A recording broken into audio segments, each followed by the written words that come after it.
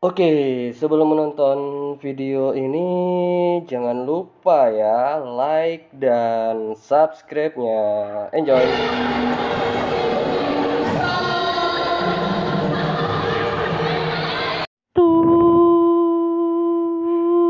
Email kalian sudah Bapak approve ya. Jadi kalian akan Bapak kirim email ke email kalian. Kalian setelah menyelesaikan tugas, kalian kirim kembali ke email Bapak dulu. Jelas? Jelas, Pak.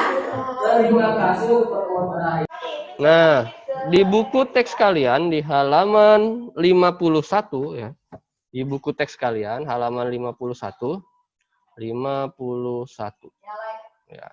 Di buku teks halaman 51 itu sudah ada sangat jelas sekali untuk struktur teks pidato persuasif. Nah, struktur teks pidato persuasif itu cuman hanya ada 3, yaitu pembukaan, isi, dan juga penutup. Tapi di tiap-tiap struktur itu punya bagian masing-masing ya, punya bagian masing-masing. Di situ apa aja bagiannya? Nah, di sini untuk pembukaan ya, untuk pembukaan itu ada yang namanya salam pembuka. Wait. Oke, ada yang namanya salam pembuka. Nah, yang kedua ada yang namanya sapaan. Sapaan itu nanti ya saya jelaskan satu-satu.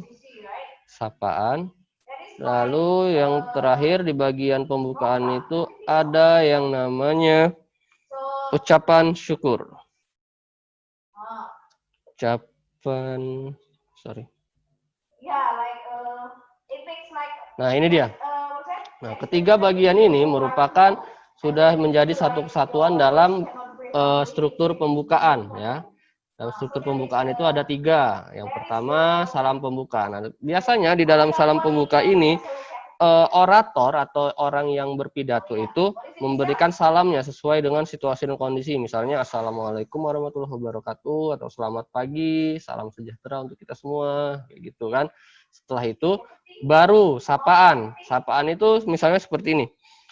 Sapaan penghormatan, siapa saja audiens yang ada di depan orator tersebut, siapa saja undangannya. Nah, untuk sapaan ini kita harus tahu terlebih dahulu jabatan-jabatan para undangan, siapa aja orang-orang pentingnya ya, terutama ya orang-orang pentingnya itu bisa saja kalau misalnya untuk tingkat desa ya, pertama dari jabatan yang paling tinggi di tingkat desa, kepala desa atau lurah ya. Yang kedua itu adalah sekretaris desa. Yang ketiga yaitu ketua RW. Yang keempat itu adalah ketua RT. Yang selanjutnya adalah ketua Karang Taruna.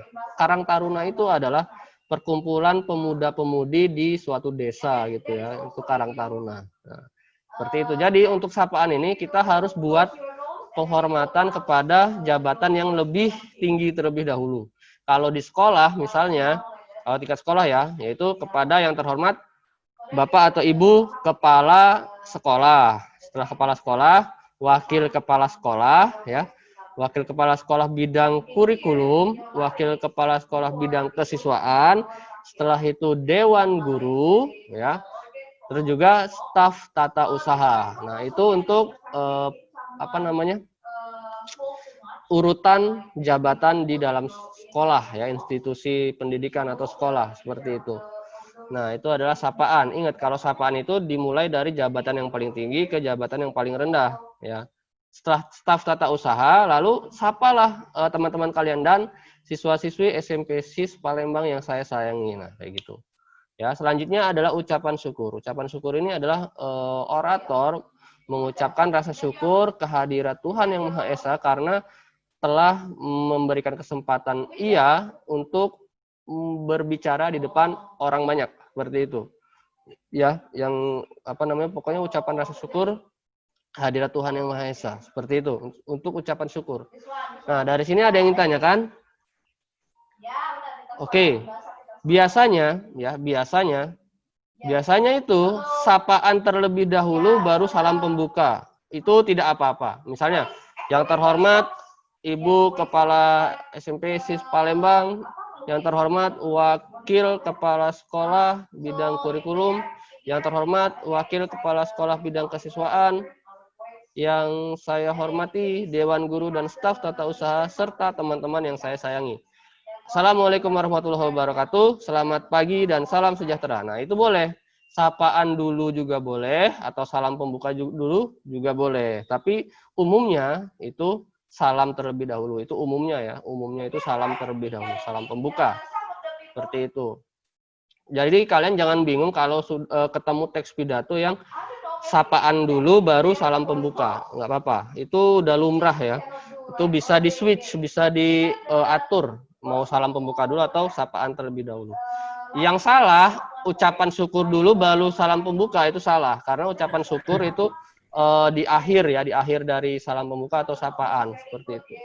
Nah, itu adalah struktur dari pembukaan. Untuk selanjutnya adalah isi pidato. Nah, isi pidato ini adalah bagian intinya. Jadi, kalian setelah mengucapkan rasa syukur kehadirat Tuhan Yang Maha Esa, kalian ucapkan atau kalian utarakan, kalian sampaikan apa maksud kalian untuk berpidato. Misalnya, pada kesempatan, hadirin yang saya hormati. Pada kesempatan yang sangat baik ini, izinkan saya untuk memberikan suatu materi tentang bahayanya membuang sampah di selokan, misalnya seperti itu. Nah, di situ kalian sudah memberikan materi atau topik kalian, yaitu tentang bahaya membuang sampah di dalam selokan. Nah, seperti itu. Nah, baru kalian buat inti-intinya kayak gitu. Bahaya sebelum kalian masuk kepada inti bahaya membuang sampah di dalam selokan, kalian harus lihat dulu, menjelaskan dulu kejadian yang sering kalian lihat di lingkungan itu, kenapa masyarakat bisa membuang sampahnya itu di selokan, kenapa kok nggak ada tempat sampahnya atau seperti apa, kayak gitu ya. Nah, itu adalah isi pidato. Nah, isi pidato itu biasanya berisi yaitu bagian intinya dari pidato. Jadi dia itu di dalam isi pidato ini terdapat pendapat ya, terdapat pendapat, ada pendapatnya. Pendapat siapa ini? Pendapat orator ya. Ada pendapat, terus juga ada yang namanya gagasan, seperti itu. Ada gagasan juga ya. Ada gagasan, terus ada lagi alasan. Alasan ya, alasan kalian kenapa mengangkat topik itu. Alasannya. Setelah itu baru kalian ungkapkan, kalian sampaikan data-data pendukung. Data-data pendukung itu bisa kalian ambil dari survei di lapangan langsung ya. Data pendukung. Oke. Ya, data pendukung ini bisa kalian ambil, bisa kalian dapatkan dari survei langsung di lapangan, kayak gitu. Kalau misalnya nggak bisa survei di lapangan, ya kalian cari data pendukung ini berupa referensi buku ataupun dari internet, kayak gitu ya. Yang pastinya yang dari internet itu yang situs yang terpercaya ya. Kalau situs yang kurang terpercaya jangan diambil. Nah, kayak gitu.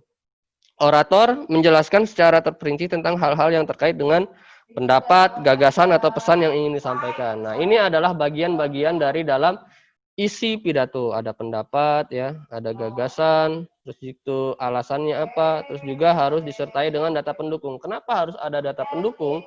Karena kalau tidak ada data pendukung, ya orang yang mendengarkan itu akan menganggap kalau kita hanya omong kosong, nggak ada data yang realnya, data nyatanya itu nggak ada, berarti orang-orang itu akan menganggap kita hanya omong kosong nih gitu ya. Nah, dari situ untuk isi pidato. Wah, begitupun selanjutnya ada di penutup pidato. Penutup pidato ini juga ada bagiannya seperti pada pembukaan ya. Penutup pidato ini ada yang namanya harapan. Harapan agar ya, harapannya. Harapan apa? Harapan supaya gagasan itu bisa diterima. Harapan itu supaya bisa diterima gagasannya ya. Harapannya ya, jadi seperti ini. mari kita sama-sama melestarikan lingkungan dengan dimulai dari diri kita sendiri, tidak membuang sampah ke dalam selokan. Ya, kayak gitu. Dengan begitu, kita akan mengurangi penyebab terjadinya banjir tiap tahun di lingkungan kita. Nah, itu dia harapannya. Setelah harapan kita utarakan, ya kita sampaikan, baru permohonan maaf. Permohonan maaf. Loh Pak, kenapa kok kita mohon maaf? Kan kita nggak salah. Lah iya, memang kita nggak salah sih. Tapi kan mungkin ada ucapan kita yang kurang berkenan gitu ya, atau ada ucapan yang tidak pas. Kalau ada seorang yang dengar, kita kan ngomong di banyak orang nih. Seperti saya ngomong ke kalian nih kan, nggak semua kalian bisa nerima joke atau candaan saya kayak gitu kan. Mungkin ada yang bisa nerima, ada yang nggak bisa nerima seperti itu. Makanya harus ada permohonan maaf karena kita ngomong dengan orang banyak seperti itu. Ya, untuk kata maaf itu enggak cuma diucapkan untuk jika kita bersalah ya, enggak, karena permohonan maaf itu bisa dikatakan sebagai rasa kita rendah diri gitu loh, sebagai rasa rendah diri kepada orang lain kayak gitu ya. Oke, selanjutnya adalah ucapan terima kasih. Nah, kayak gitu. Setelah ucapan permohonan maaf baru ucapan terima kasih. Ya, baru ucapan terima kasih. Setelah terima kasih selesai, baru salam penutup. Nah, salam penutup ini, ya, salam penutup bisa berupa pantun, atau bisa berupa, ya, selamat pagi dan salam sejahtera, kayak gitu. Salam penutup. Kalau supaya lebih menarik, kalau menurut saya sih ya, supaya lebih menarik, itu salam penutup ini, ya, salam penutup ini kita gunakan pantun. Misalnya apa ya? Apa ya waktu itu ya? Ada yang bisa pantun nggak? Saya kalau yang kayak gini Pantun Jajit, Pak. satu dua tiga gitu ya. Yang di sini. Pokoknya ada pantun lah ya. Pantun yang Kalau memotivasi gitu, Pak ya. pantun untuk ucapan salam, Oh, ucapan salam misalnya selamat pagi dan sampai jumpa. I dan A, Gi dan Pa gitu apa tuh? gitu ya deh. Iya, kan misalnya pantun apa namanya? Pantun salam penutup. Misalnya lari pagi membawa apa ya, Pacar. kelapa gitu, membawa kelapa. Couple kelapa. Selamat pagi Sad boy, dan sad boy. Dan sampai sampai jumpa. jumpa. Iya, Sad gitu boy, ya sad ini. boy, sad boy, sad boy. Ya, ini dia. Ini adalah contoh dari salam penutup. Nah, ini contoh salam penutup. Contoh dari sad boy. Lari pagi membawa kelapa. Selamat pagi dan sampai jumpa. Seperti itu. Ini adalah contoh dari salam penutupnya. Nah, kayak gitu ya. Itu contoh jeleknya. Nanti kalian buat contoh bagusnya sendiri gitu kan. Ini contoh jelek dari pantun singkat aja ya. Yang penting ada gi dan ada pa kayak gitu. Hari pagi membawa kelapa. Berat banget ya. Selamat pagi dan sampai Gak di jumpa. niat. Seperti itu. Oke, dari sini ada yang ditanyakan? Nah, kalau tidak ada, kita lanjut ke slide selanjutnya.